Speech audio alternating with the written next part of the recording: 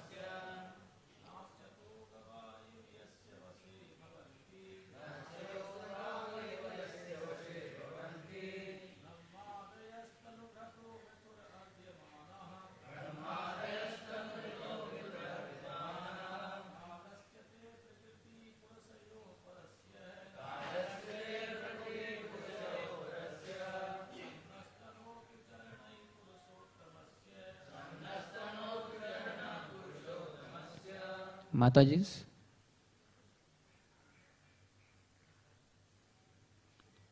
Word to word meaning, translation and purport by the disciples of His Divine Grace, Abhayacharana Arvinda Bhaktivedanta Swami Srila Prabhupada. Word to word meaning. Nasi, through the nose. Ota, strung. Gavaha, oxen. Iva, as if. Yasya, of whose. Vashe, under the control. Bhavanti, they exist. Brahma adayaha, Brahma and all others. Tanubhrutaha, the embodied living beings. Mituhu, among each other. Ardyamanaha, struggling. Kalasya, of the force of time. Te, of yourself. Prakriti, Purushayoho, both the material nature and the living entity. Parasya, who is beyond them. Sham, transcendental fortune. Naha, for us. Tanotu, may they spread. Charanaha, the lotus feet. Purusha Uttamasya, of the Supreme Personality of Godhead. Translation. You are the Supreme Personality of Godhead, the transcendental entity who is superior to both material nature and the enjoyer of nature. May your lotus feet bestow transcendental pleasure upon us. All of the great demigods, beginning with Brahma, are embodied living entities, struggling painfully with one another under the strict control of your time factor. They are just like bulls dragged by ropes tied through their pierced noses. Purport.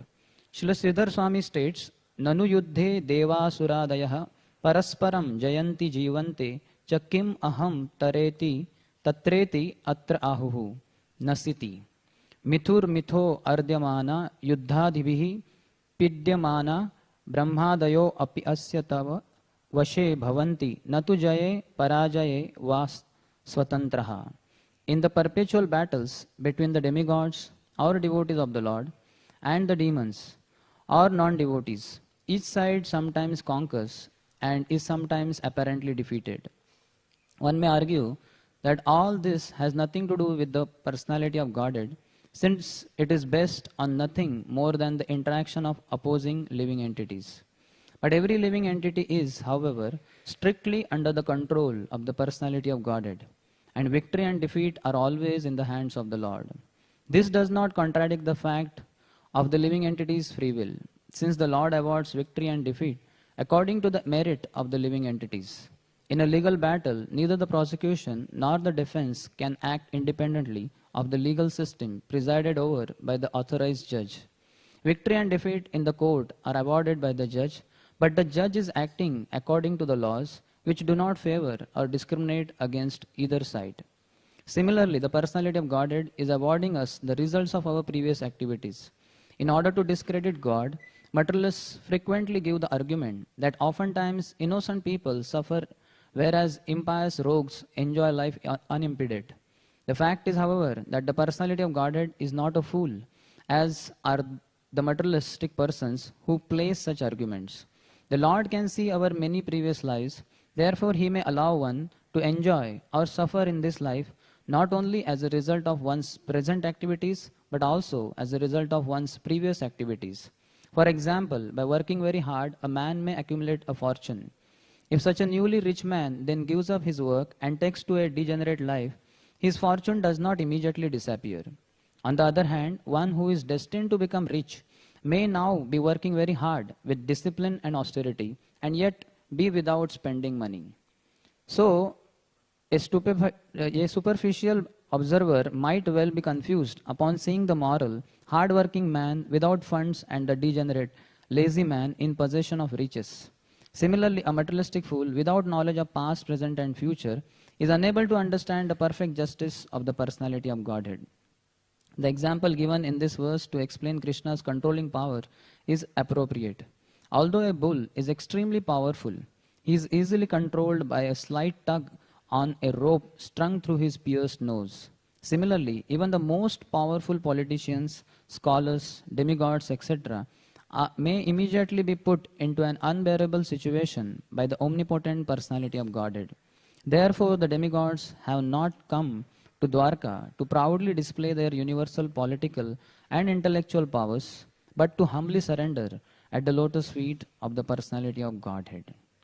Om Agyantimirandhasya Gyananjana Shalakaya Chakshurun Militam Yena Tasmai Shri Gurave Namaha Shri Chaitanya Manobhishtam Sthapitam Yena Bhutale Swayam Rupaha Kadamayyam Dadati Swapadantikam Vandeham Shri Guru Shri Yuta Padakamalam Shri Gurun Vaishnavamscha Shri Rupam Sagrajatam Sahagana Raghunathanvitam Tam Sajivam Sadvaitam Savadhutam Parijana Sahitam Krishna Chaitanya Devam Shri Radha Krishna Padan Sahagana Lalita Shri Vishakhanvitamscha Namaha Om Vishnu Padaya Krishna Presthaya Bhutale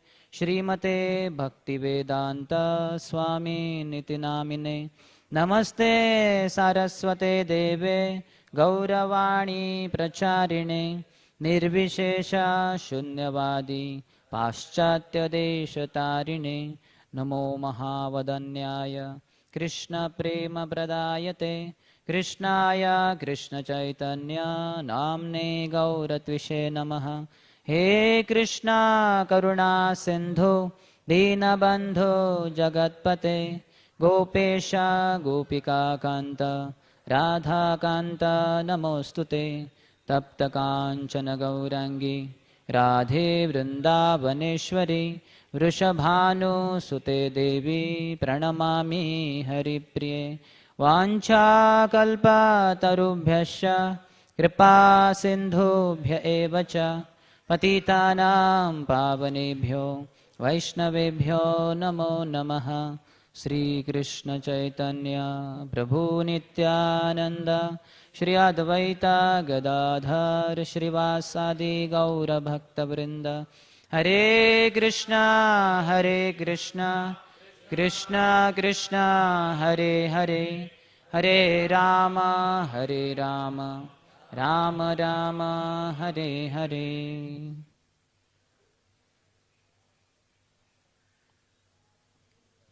Hare Krishna. I am grateful for this opportunity of rendering some verbal service by glorifying the Supreme Personality of Godhead Krishna, His devotees and the process of devotional service.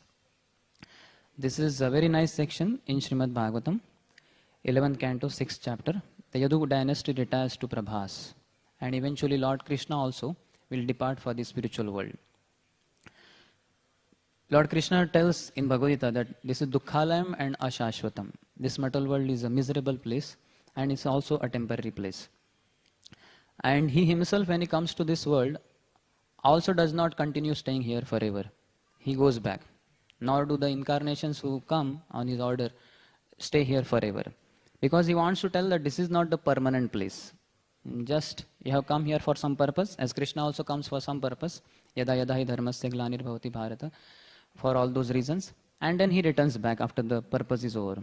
Similarly, the living entities also are sent to this material world because they originally disobeyed the Lord, came to this world for reformation. So they should reform themselves, get completely purified, and go back home, back to Godhead, not to continue staying here forever. The plans to continue here forever are all futile plans. So he himself shows through that, through this kind of pastime. And also you can see in this 10th canto, Krishna makes his appearance in the 2nd or 3rd chapter also. And almost in the 11th canto, we are seeing that he's proceeding back to the spiritual world. So he's there for a short time. As such, he's there in each and every canto of Srimad Bhagavatam. But then he shows that he comes and he leaves also. And through this, he shows his opulence of renunciation. Though he creates such a wonderful, beautiful world, like this material world, which is complete in itself, as Sri Shopnisha says, Om Purnamada Purnamidam Purnat Purnasya Ujjate, that it is complete. Everything that is required is here. And he himself, who is the creator, he can come here and enjoy everything. But he comes for a short while and leaves back to the spiritual world. So he shows the renunciation. This is very important to understand that many times, many people are mad for the other 5, Yashasha, Shriya, the beauty, physical beauty, the fame, then strength and knowledge, and the other 5 kind of opulences. But the 6th one, renunciation, many people renounce the opulence of renunciation. There are some few who are interested in that, but they can get the best help, best guidance from Lord Krishna himself. He shows through his activities how one should be completely renounced in this world. Janma karma chame divyam evam yo vetti tattvataha. Krishna's birth and his activities are all divyam. They are all transcendental. They are not mundane. So he shows through his actions that how we should be not attached to this world. His Holiness Radhana Swami Maharaj says, being in this world, but not of this world. Not being attached to this world. Be here, but the consciousness, let the consciousness be in the spiritual world. That takes practice certainly. So this is the Vaishnava Sangha, the devotee Sangha, helps us to practice that and eventually reach the perfection and then eventually transport oneself back to the spiritual world. So this is a very nice section, especially this 14th and 15th. These 2 verses talk about Krishna being the supreme controller. And 7th onwards, the demigods, they have come and they are offering their prayers to Lord Sri Krishna. These prayers go till 19th shloka, 19th verse. Demigods are praying, then eventually Brahma is praying, and they are basically indicating to the Lord to proceed to the spiritual world. Lord is independent, nobody can order him. He comes by his own sweet will. There is no controller. But he also follows some kind of protocol. Like in this world also we find, even the big owner of the company, he will come, and before coming to his company, firm or whatever establishment, he will inform the local manager, whosoever the top MD, managing director or somebody. And then eventually he will come. Not that he just lands up just like that. Because there are so many other things also. The MD will be confused then. Suddenly the boss came and we are not prepared. If only we are told in advance. So likewise the demigods and all others who are supposed controls, supposedly they are the controllers of this world, they also want to receive the Lord very nicely and do follow everything very nicely. So Lord also informs them. And then the Lord leaves also. We find in the Chaitanya Lila how our Advaita Acharya, he was instrumental in calling Sri Chaitanya Mahaprabhu to this planet Earth. He found the situation of Navadvip to be very precarious. People were so materialistic. They were speaking on all the Vedas, Puranas, Upanishads, but not on Krishna. So how expert they were. They were really the scholars. Speaking on Vedas, Puranas, and it is said that all the Vedas, Puranas and Upanishads and everything, one has to come to the conclusion of Krishna being the supreme. He is end all and be all. Vasudeva Sarvamiti. Krishna is end all and be all. But they were so expert scholars that they were speaking on all these Vedic literatures without speaking about Krishna. So Advaita Acharya in his humility felt himself to be unqualified to deliver the people of Navadvip and the rest of the world. So he invoked prayers. He came across Gautamiya Tantra, that Lord can be offered some Gangajal, water of the Ganges, and some Tulsi Dal, the leaves of the Tulsi plant. And Lord becomes pleased. He gets sold out to his such devoted servant, and then he agrees to come. So he did all that, and Lord came to this world. He performed so many pastimes. Advaita Acharya himself participated in that. And eventually, as the holy name was spread all over Navadvip, all over Jagannath Puri and rest of India, then he felt now it's done. The purpose for which I had called the Lord is fulfilled now. Now he may proceed back to the spiritual world, as he always does. He never stays here forever.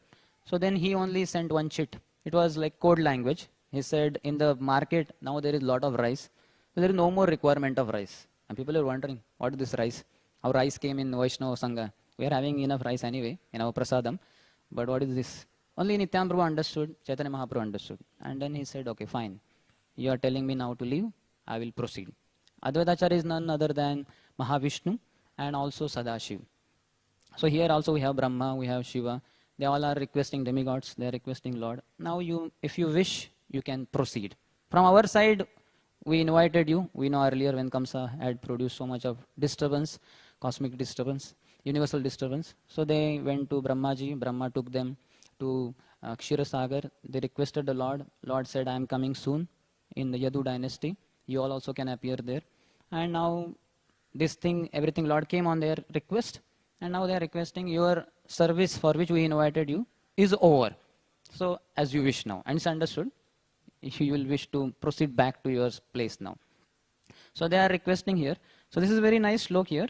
They are saying here, you are the supreme personality of Godhead, the transcendental entity, who is superior to both material nature and the enjoyer of nature. May your lotus feet bestow transcendental pleasure upon us. All of the great demigods, beginning with Brahma, are embodied living entities, struggling painfully with one another under the strict control of your time factor. They are just like bulls dragged by ropes tied through their pierced noses. So the theme for this particular verse is Krishna being the supreme controller. All these verses we see here, each one of them, almost from 7th onwards to 19, they are focused on lotus feet of Krishna. That means service to Krishna is the goal of one who is offering these prayers. Krishna, you are the master and we are your servants. So whenever this Pada Sevanam comes, that means, that refers to physical services. Krishna is the master and I am your servant. Lakshmi ji is the best example.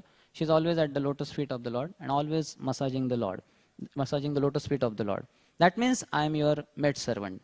Or in general for us, we are all his servants. You are master and he is the controller. Generally living entity, when he comes to this material world, he comes and he gets illusioned by the material energy of the Lord, under which he thinks he is the creator, he is the enjoyer, he is the controller. Even if some place, somehow if he feels, okay, this is established by some particular owner of the company, I am not the creator, but then I am the controller. I am controlling this here, I am controlling that department there, and thus I am enjoyer also. Sometimes he may agree, okay, I am not the creator, I am not the controller, but at least I am the enjoyer. So all these three have to be completely out of the living entity's thinking, his consciousness. I am not the creator, I am not the controller, I am not the enjoyer. If he doesn't do this, he perpetuates his cycle of birth and death, his repetition of the cycle of birth and death. So this has to go out. And the practice of devotional service is meant only to get rid of this misunderstanding that I am some kind of or all kind of creator, or I am controller, or I am some kind of enjoyer. Now it seems like I am controlling this session here. No. If this mic is removed, sound system is removed, I become helpless. Then I'll have to shout to reach out to those who have taken shelter of Garudji. And within 10-15 minutes, I will be speechless, more or less. So we are not the controllers. We are not the enjoyers. Lord is the controller, He is the creator, and He is the enjoyer. When this understanding is there, one becomes very peaceful. Krishna says that, 5.29, Bhagavad Gita, 5th chapter, 29th last slok. Bhoktaram yagya tapasam sarva loka maheshwaram suhrudam sarva bhutanam gyatva mam shantim ruchyati. One attains lasting peace. People are searching for peace. In fact, there is bliss much superior to peace, but they hanker for the basic peace, which is lost in life only because of this three misunderstanding, that I am the Lord and Master of everything that I survey. Bhoktaram yagya tapasam, I am the enjoyer. And surudam sarva bhutanam, I am the best friend. I can offer the best help to my friends, to one and all, to the entire world. I am the best person. So this is the misunderstanding of the conditioned soul. He has to get rid of this. So Krishna is telling in Bhagavad Gita, you are not that. You are not the controller. You are not the enjoyer. You are not the friend to all. I am. And if you come to my side, yes, I will use you as an instrument to also exercise some kind of controllership and all that, but for my purpose. If you will align with my purpose. Otherwise, no, you get out then. That's what happens with most of the people who try to be controllers, enjoyers, and creators. They are out eventually. In Bhagavad Gita, he says to Arjuna also, Nimitta matra, bhava savyasachi. My dear Arjun, become just an instrument. Just become instrument of my purpose. And Arjun did that. He was initially not ready to fight. He had some misunderstanding. Krishna removed it through Bhagavad Gita. And then he said, okay, karishye vachanam tava. I will do whatever you say. And he fought for Krishna's pleasure. Krishna had already told him that you fight for my sake. Think of me. Mam anusmara yuddhacha. So Arjun did that. And he said, very good. Now I give you the credit for fighting this whole battle. You become the winner. You get the kingdom. You enjoy life. Because I know you will not enjoy aloof from Lord, aloof from Krishna. But you will have him. You will award him to each and every living entity. So Krishna did that. So Srila Vishwanath Chakravarti Thakur, he comments some of the things which are there very nicely put in the purport also. So we'll discuss some of those things. He's saying, why do the Devatas worship the Lord? Because they are under his control. And a nice example is given of a bull who's very mighty, very powerful. We know controlling bull is no easy task. None of us will dare to control a bull unless we have some kind of training. In fact, we know one of the queens of Krishna, princess, to win over her hand, her father had arranged those 7 powerful bulls. Anybody who can tame these bulls, put a rope and control them, he only will get the hand of my daughter in marriage. And so one bull is so difficult. These were 7. And they were the most powerful bulls. As soon as they would smell some smell of any Kshatriya, they would be highly irritated. They would be very angry. So many Kshatriya kings, princes came. They were all gone. They were put to dust. Then Krishna is most powerful. Krishna came. He expanded in 7 forms and tamed all the 7. And Krishna got the hand of that princess. So Krishna is very powerful. But here the bull's example, bull is very powerful. But one insignificant portion of such a huge body of bull is his nose. And in that nose also not fully, but inside they put a hole and they pass a rope through it. And the rope comes in the hand of whosoever is the bullock cart driver or somebody. And he just pulls a bit and The bull is fully controlled. It's too unbearable, too difficult to bear, very difficult to tolerate for the bull. Any other part of the bull, you pull his leg, you pull his horn, he can just throw us away. But this is the most delicate and very difficult part. He has absolutely no control. So just like a bull, such a mighty bull gets controlled through that insignificant rope, through the insignificant, unseen, invisible part inside the nose, he gets controlled. Similarly, demigods also, no doubt, they are very, very powerful. But they also get easily controlled by Krishna. For him, it is very easy to control them. In Bhagavatam only beginning, we see, Vasudev says, Muyyanti yat surayah. All the demigods, they also get bewildered by the arrangements of the Lord.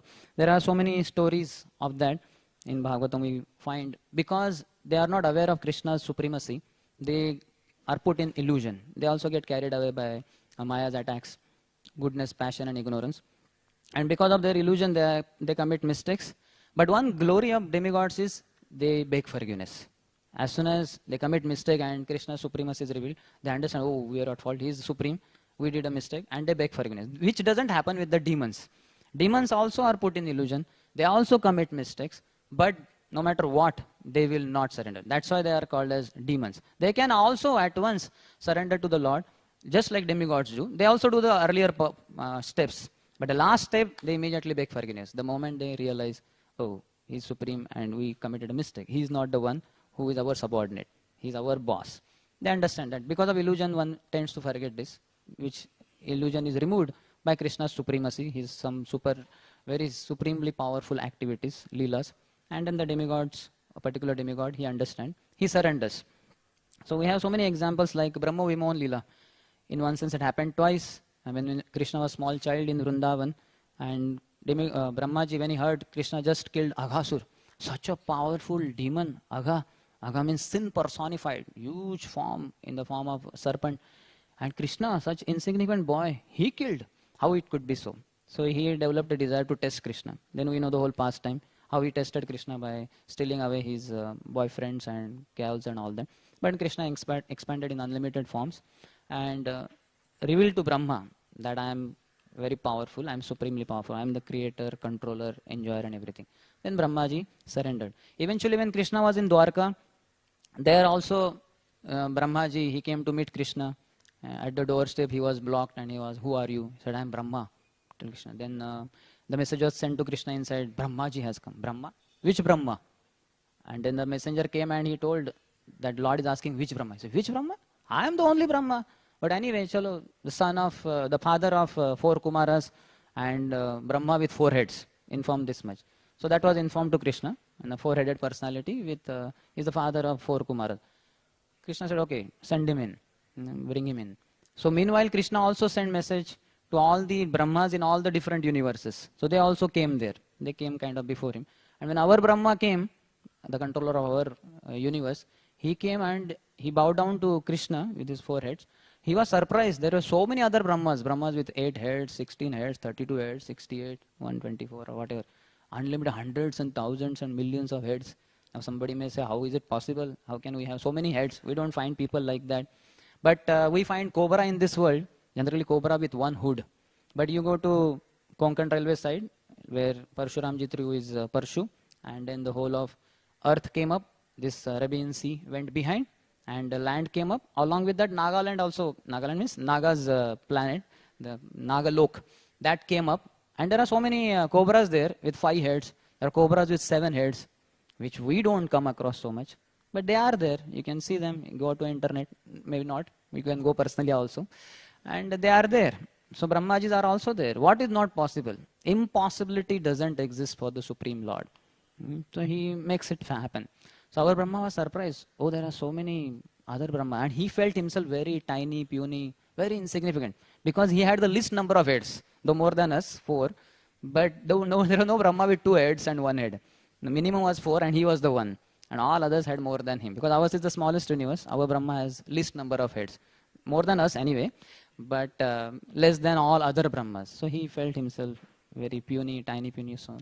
And then he surrendered to Krishna. In fact, those Brahmas were very grateful to the Lord. Lord, thank you. Krishna asked, how is things in your universe? Very nice. You recently came. You took care of that demon. And everything is peaceful now. We are very happy. Thank you, Lord. Somebody said, no, Lord, you please come to our universe, this and that. So Lord was very pleased. So our Brahma understood, I am at fault. So he rectified himself. Lord Shiva also, he got attracted to Mohini Murti. Somehow when that Samudra Manthan happened and Mohini Murti came, Lord took beautiful form.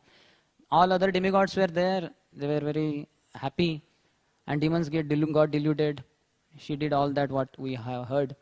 But Shivji was absent there somehow. Generally he doesn't take part in this kind of things. But he was absent. When he came to know, he developed a desire. I wish to see this form. He went to Lord Narayan and said, please show that form. He said, but that is very deluding form. So how is it possible? When the demigods were in one sense, Devadidev Mahadev, he is supreme demigod, and other demigods lesser than him, they did not get deluded. How could I be deluded? He said, no, I wish to see. And we know when Lord showed his form, so beautiful, more than even goddess of fortune also. And Shivji, under the Yoga Maya of the Lord, got deluded. He ran behind her and all that. Then eventually he glorified the Lord.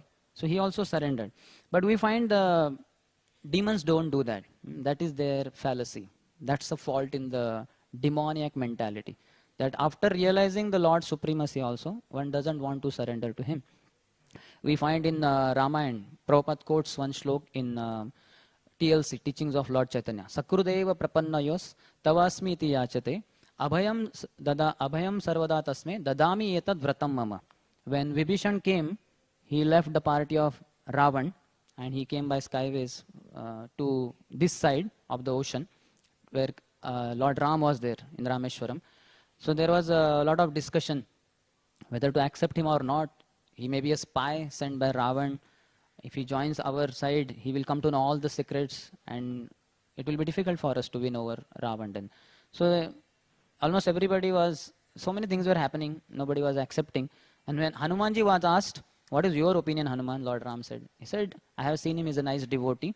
And from Hanumanji was expert in so many fields of departments of different knowledge. So then he said, from his face we can make out he's innocent. When I went to Lanka, I saw he was worshipping you. So he should be accepted. And then that time Lord Ram said, yes. What to speak of Vibhishan? If Ravan himself comes now and says, here is your Sita, please forgive me. Immediately I will not only forgive him, I will give him abhayam. I will give him fearlessness. So Lord Ram is so magnanimous. But unfortunately, Ravan was told by so many of his counselors, his demoniac counselors. So they told him that please give back. Even Kumbhakarna said, what nonsense. Why did you bring his wife? You could have brought so many other wives. You have already done that. You can go for many other wives also, but not his wife. He's a very powerful personality. Ravan said no. Then Kumbhakarna said, okay, after all, you are my brother, so I will be for you. So he was another fool. Ravan is one fool and he's another fool. So they join hands and they go in the wrong direction. They don't surrender to Krishna. But we find the devotee will surrender, or even demigods, after their small mistake, they also surrender. So these demigods, and for that matter other people, they mutually suffer through their competition by qualities like envy. They keep competing because of the envy within. Even the powerless demigods, demigods may be having power sometimes they may be not able to exercise their power fully. But they are all controlled by Kala, time, as it is revealed in this particular purport. The time factor, Kalosmi, Lokashaya Krut Pravruddho.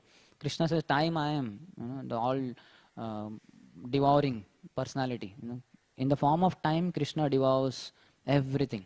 No matter how beautiful a creation, a building, a car, a house, a human body or any other body, as the time passes by, then slowly, it becomes affected. Apparently, through air, through sunlight, through water, these external elements. But actually it is Kala, time, which is Krishna only, which devours everything. So these demigods, they are also controlled by the Supreme Lord, whereas Lord is not. He is the supreme controller. He is controller of Prakriti also, and he is controller of Jiva, the living entity also. In Vedic literature it is said, Natasya karyam karanam cha vidyate, natas samas chabhidikascha drishyate. There is no one equal to Krishna, samaha, abhyadhika, and nobody superior to him. So everybody is inferior only, that means. No equal, no superior. That's why one of the names of the Lord is Asamurdhava, Asama and Urdhva.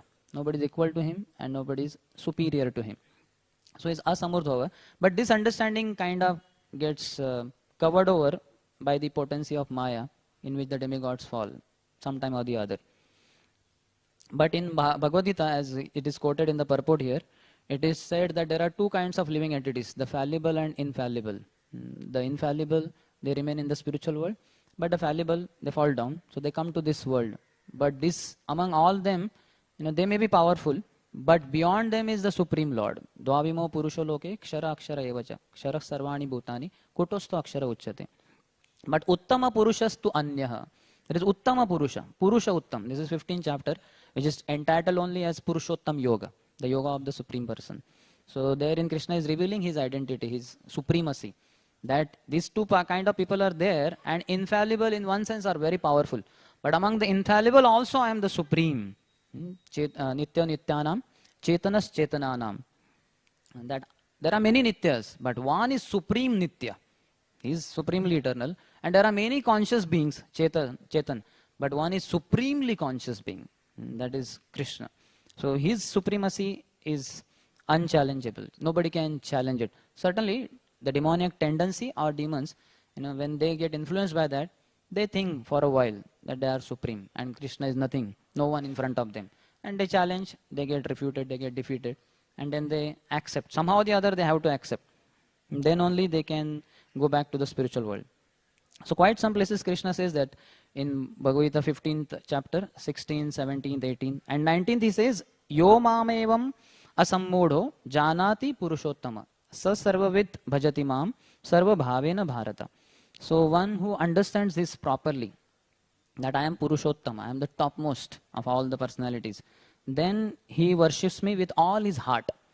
In Bhagavad Gita, other place Krishna says, Budha bhava samanvitaha. Those who understand Krishna to be the end all and be all, from him only material and spiritual worlds emanate. Such a person worships the Lord with all his heart, with all his devotion, everything, absolutely no reservation, everything is for Krishna. So such a bhav, here also he says, Sa sarva vid bhajati mam, sarva bhavena, with all his heart he will worship. If you only understand that Krishna is the supreme controller, supreme creator and supreme enjoyer. So these things have to be ingrained in our consciousness. And all the Vedic literatures speak this thing very prominently, again and again and again. Because that mentality in the Maya's clutches always creeps in, that I am the controller, I am the creator, I am the enjoyer. So no. Very formally, very powerfully, through different pastime. The theme is one only, that you are not the controller, you are not the enjoyer, you are not the creator. Krishna is. And so many pastimes are there for that only. So here in the purport it is said, all living entities are under Lord's control. Their victory and defeat is in his hands. He decides. Just like on the planet here, we have this match of cricket. They have something called as the man of the match. That means at some crucial time, if that man, whosoever gets that, if he would not have been there, it would have been difficult for this side party to win over that match, over the others. So that term is their man of the match. So there is some similar discussion after the Mahabharata war was over. Who is the man of the war? One person, because of whom the whole war came to the side of the Pandavas, the victory. Then somebody said, Arjun, such a powerful warrior. He's such a powerful. Every day minimum 10,000 people were killed by him. Somebody said no. He was helpless as long as Bhishma was there for first 10 days. Bhishma will drop down by the end of the 10th day. And even before sunset, then all war ended, because such a respectable, elderly, most eldest personality in the entire Kuru dynasty. And so much venerable, respectable. So then war stopped anyway. And then he was no more in the fighting. So he deserves the man of the war. So they were all confusion. Nobody was coming to conclusion. They said, this Hanumanji is sitting on the top of Arjun's chariot. He had the top view.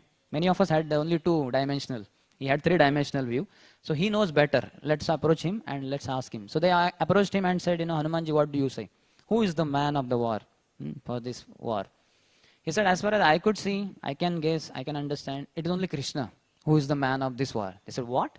Krishna never fought. He was just a charioteer. He never lifted any weapon and all that. He had already said that Once he did that for a short while, but he did not use that weapon anyway. So how can he be deserving this? So he said, yes, the warriors were on both sides, they were fighting. Somebody was releasing arrow from this side, somebody was trying to counteract from that side. So this was going on apparently. But whether the arrows released or any weapon released would have its effect or not, that was completely decided by Krishna. Not by those warriors. They were trying their best. But that was completely in Krishna's decision. We know when that Ashwasena was there, who appeared as an arrow in Karna's quiver. And he was trying to take one particular arrow, but then Ashwasena only would come in his hand and he would drop it back. What is this? I don't want this one. Because Ashwasena wanted to take revenge and wanted to kill Arjun. So then eventually anyway, he got this and he took it and shot it. And Krishna knew this is very powerful arrow. So he told Arjun, please bend down. Arjun said, how can I bend down? We will die, but we will not bend. And Krishna was requesting, please bend down. So he was not ready to bend. So then Krishna just pressed his thumb on the chariot, and the chariot went down in the earth, soil a bit. And then the arrow came and hit Arjun's crown. It flew off, fell down. And Krishna was happy. Arjun is protected. Okay, crown, no problem. Sar salamato, pagdi pachas. Head is there, then we can put more crowns. But Arjun is safe. So this, another time when Abhimanyu was killed, we find there Krishna covered over the sun, so that Arjun can easily kill Jayadratha. So Krishna was very actively involved. Not physically, in one sense, but his mind, everything was there, because how can he leave his devotees? So Krishna only deserves this man of the war. That was the Hanuman's decision. So now we may say, but then he is a partial person. He always favors his devotees and always tries to kill demons and all that, because they don't follow his law. But it is not like that also. That is also revealed in this purport and in this verse. That is all based on their karma only, their activities. They decide whether to get killed or to survive and enjoy life with Krishna. That is given to every living entity. We don't get anything extra or anything less in our life than what we have been doing according to our karma. And there are many examples given for that also. Just like we have this Prabhupada quotes, Jayastu Pandu Putranam, Esham Pakshe Janardana. The Pandu Putras will be certainly victorious because Janardhan Krishna is on their side. End of the Bhagavad Gita, 18.78, he says, Yatra Yogeshwara Krishna, Yatra Partho Dhanudara, Tatra Sri Vijaya Bhutir Dhruvani Tirma Tirmama. Wherever there is Krishna, the master of the mystic, wherever there is the greatest of archers, Arjun, there is going to be victory. The success, there is going to be Shri, opulences, Niti, there is going to be morality. All auspicious things are going to be there. So this is already told. It is just up to the living entity to take this side or that side. One who chooses to take Krishna's side, he will definitely have victory. He cannot be defeated. He will definitely have morality. He will definitely have opulences. But the demons choose to be on the other side. So this is the problem. Just like the law, the state laws tell that you just follow the norms, whatever the codes are, and then you live a happy life. You can roam around here, there. No problem. But there are people who don't follow. They break the laws. They will do some kind of mischief. Then they are put in jail, prison. And then their freedom is restricted. So they only chose it. Nobody forced them to do this or that. That every living entity decides for himself. So this is his choice. Free will is given to living entity. But somehow the demonic mentality is such that one doesn't want to take the side of the Lord, because there one has to subordinate. One cannot be the master. Krishna is the master. But on the Rasa platform, if we understand that Krishna makes his servants his masters, whether Yashoda Mai, for her sake, or for Nanda Maharaj's sake, he is lifting the padukas, the sandals of Nanda Maharaj. For Yashoda also, he is ready to get bound by her love. Otherwise, nobody can bind Krishna in the entire creation. Nobody has power. The best of the yogis also, with their topmost meditation, cannot reach the light that which emanates from the tip of the toe from Krishna's foot. So what to speak of touching Krishna and binding him. But Krishna agrees, because he is bound by the love of his devotees. So he keeps the free will of the living entity intact. He doesn't interfere with that.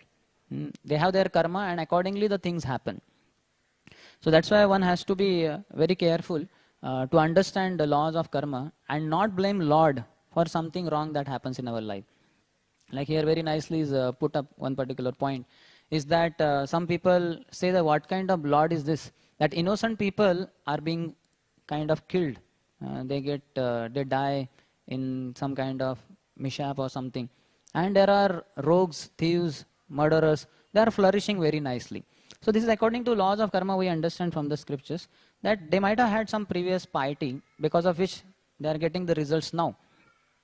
So some people say, why so much time it takes? Because every seed takes time, its own time to fructify. If you have orange seed and mango seed, orange seed you sow and keep doing everything, watering, tilling everything very nicely. Within 2 years also we can get nice oranges. But mango tree will not give in 2 years. It will take 5-6 years because it is mango seed. It has its characteristic. Similarly, based on what activity the living entity has done, his fruit will come eventually. In Mahabharata, after the war was over, Krishna, Arjuna and all of them came back. Then Dhritarashtra asked this question to Krishna, that how come my children, and they were all killed mercilessly by Bhima alone, and so mercilessly.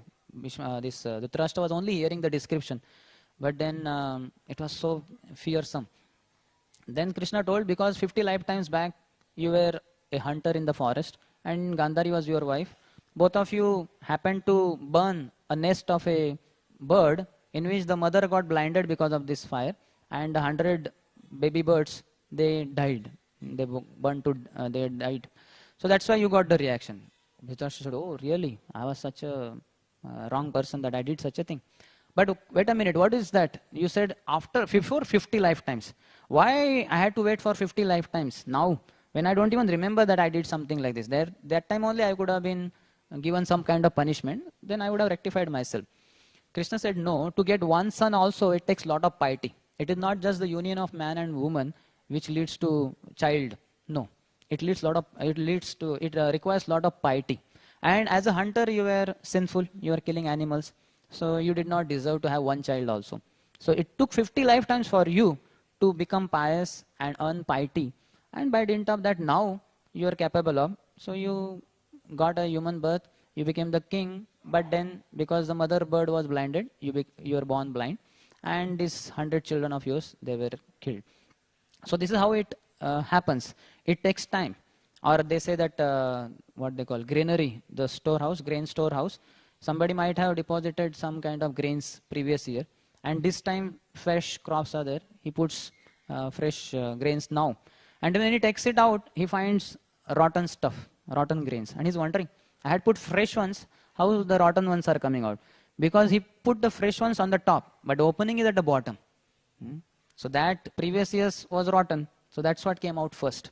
Eventually keeps doing, then the fresh one will also come, because this stock is little bit of the last year. So similarly, every action takes its time to fructify into reaction. It's not, so that's why instant karma, which immediately gives reaction. There are some delayed karma, which takes time. A delay will depend 1 day later, 5 days later, 10 days, 1 month, 1, 2, 3, 5 years. Some of the karma will come next life, some will come after 20 life, 30 life. Like I'm raising my hand, some piety of some lifetime, which gahana karmano gatihi. It's very difficult for us to understand, but Krishna does everything very nicely. It's a perfect system. Nobody gets less, nobody gets more. So with this understanding, the demigods and all people are controlled. The best of the politicians, they are controlled according to their karma. Like J.F. Kennedy, he was told, sir, don't go today. There is some threat for your life. If at all you want to go in the bulletproof car. He said, no, all my fans would be there. What is the use of bulletproof car? So he went, and we know that time only somebody shot him. So such a powerful personality, loved by all. The entire US army was with him, but they could not protect him. So that was because of the karma, not that purposefully he was killed. Krishna just like that keeps interfering. No, Krishna doesn't interfere in all this thing. Prakriti only takes care of all this thing. Maya adhyakshena prakriti suyate sa characharam. She knows the entire management of the cosmos. She doesn't have to ask Krishna. She is very nicely trained. So many, for kind of eternity she has been doing this service. She doesn't need this thing. Only when it comes to devotees, then they are Krishna's people. Then Maya has no role. Then Krishna decides what to do. Then he says, I will decide. So like that, it is, everybody is under control. And then one should Understand? Demigods have come with this understanding that Krishna is the supreme controller. Earlier, true that they got deluded by Krishna, but not now. Now they have come in their sanity with full understanding. He is the one whom we invited. He came. He took care of all the demons. Now everything is very nice. And now they are requesting now your wish. So they have come with all humility, as it is said towards the end. So this humility is a concomitant factor of knowledge. That's why in Bhagavad Gita, Krishna says, Vidya Vinaya Sampanne. Why the word Vinay is there? It could have been avoided in one sense. But Vidya Dadati Vinayam.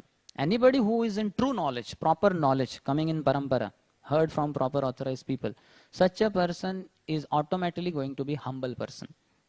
That's automatic. So that's why we find this Vidya Vinaya Sampanne or Vidya Dadati Vinayam. In Sri Chaitanya Bhagavat, Vrindavan Das Thakur tells when Keshav Kashmiri came to Navadvip, he was very proud. So it's a very long pastime, but in short, when the children of Nimai Pandit, they were under him, they said, no, Guruji, you know, there is one great personality, Digvijay Pandit has come from Kashmir, and he's very powerful. They start, the way the children tell, you know, he has come, he has all elephants, horses, this and that, and he's very proud of his learning, knowledge. Then Nimai Pandit tells him, oh really? He's proud? Then just see how Krishna smashes his pride to dust. Very soon that is going to happen. And he gives example. Ravan was powerful, Karna this was powerful, many demons he tells. Kartaviriya Arjuna was powerful, but they were very proud of their prowess and they were all destroyed. And this personality will also be, his pride also will be destroyed. So there Chaitanya Mahaprabhu says one thing. He says, Phalavanta Vruksha Ara Gunavanta Jan Namrata Setahara Swabhava Anukshan. Whether tree, Phalavanta Vruksha, laden with lot of fruits, or Gunavanta Jan, the people with nice good qualities. Namrata Setahar Swabhava Anukshan. Moment after moment, every moment, the one prominent characteristic of such trees laden with fruits and people with good qualities is Namrata, humility. So with that humility, the demigods have come here. Brahma, Shiva and many others have come and are surrendering to the Supreme Lord. Srila Prabhupada is the epitome of humility. Krishna used him. He is the Senapati Bhakta. Already Nityan Prabhu has told in Chaitanya Bhagavat. And the commander-in-chief of Lord Chaitanya's army will come. And he will spread this knowledge to all those who have run away from India. They have gone there for sense gratification. He will go chase after them and give them. But Prabhupada never took credit. He only went to America. He only did so many things. But he said, my spiritual master, I'm just executing his instruction. And all the success is because you all are tuning in, aligning yourself with the instruction, with the desire of my spiritual master. So all credit goes to you only. So Prabhupada gave credit to his superior spiritual master. He gave credit to his younger devotees, disciples. He himself did not take credit. He said, I just acted as postal peon, just a messenger, a carrier of the messenger, that's all. So Prabhupada was humble. So this humility is what is required. Whatever practices we do in spiritual life, in the midst of devotees, morning to night, day in and day out, that should lead to humility. And with the understanding Krishna is the creator, Krishna is the enjoyer, Krishna is the controller, not me. I just act as his humble servant, as his instrument. And that will be enough. I just need Krishna's grace. So if that understanding is there, then it's a perfection of life. Any question?